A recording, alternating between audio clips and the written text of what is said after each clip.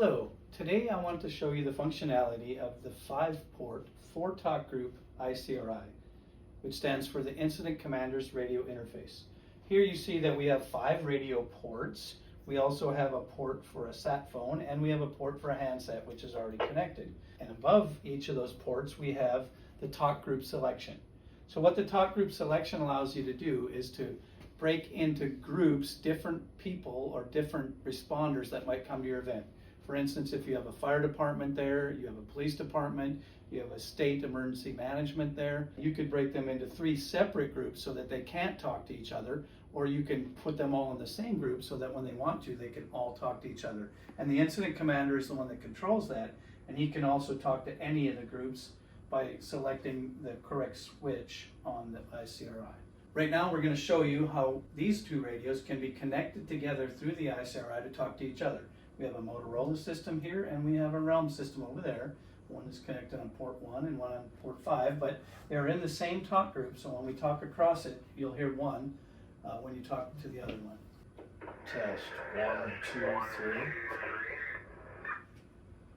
Test 1, 2, 3. Okay, so each radio talk to each other. Now testing 1, 2, 3. All right, and you see that both radios heard the incident commander because they were on the same talk group. Now let me take talk group 1 and switch to talk group 1 for the realms, and now you'll see when the commander talks. Testing 1, 2, 3. We're only hearing it on the Motorola system because they're not in the same talk group. And now I'll switch them back, and I'll show you a couple accessories that we have for this ICRI. On the side of it, we have a port that's designed for a regular POTS telephone. We also have a port for a voice over IP phone. And then we have what's called a link port adapter. We have a port that allows you to connect more than one ICRI together. And so what we have set up right now is we are taking our telephone port and connecting a cell phone with an adapter. We'll demonstrate the cell phone use. I have somebody calling in to this phone off their cell phone, and you'll see that they're able to talk to the radios that are connected to that same talk group.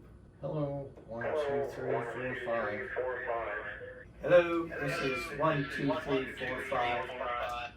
All right, so you see right there that the cell phone was connected to all of the radios and the incident commander because they were all in the same talk group. So we don't have to use a hard connection. We have a Bluetooth option where you can just Bluetooth in like any other Bluetooth device. So right now we're powering this off of a battery pack that has 8 AA batteries, but you could also use a cigarette lighter adapter, you could use alligator clips to a battery, or you could use an AC plug.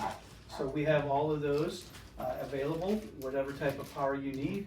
This will run off of either 110 or 220 volt AC. Also runs off DC, anywhere from 7.5 volts up to 28 volts DC.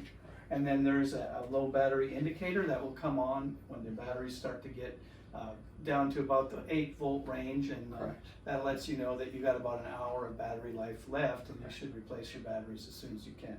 There's another feature that we're not showing here, and that is the ability to extend the ICRI into a tunnel or an area where there is no propagation of the radio waves. And so you would simply connect it up to one of the radio ports.